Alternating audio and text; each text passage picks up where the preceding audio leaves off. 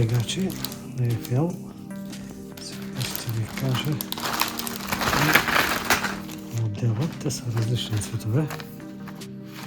Моделът е SV 385.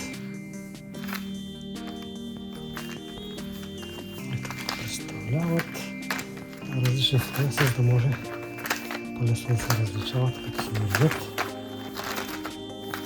Отворим един да видим. Те са с връв. Тия не са с рамо. Ето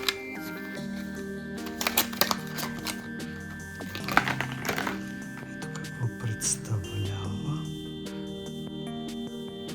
Тук има някакви елементи, които имитират на светене, но най-вероятно те не са светещи.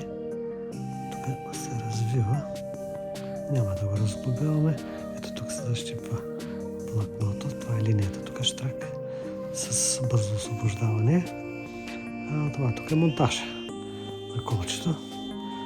Просто, когато дръпнете да се засечете, то увисва и изчаква. Няма нужда да бъде откачан допълнително.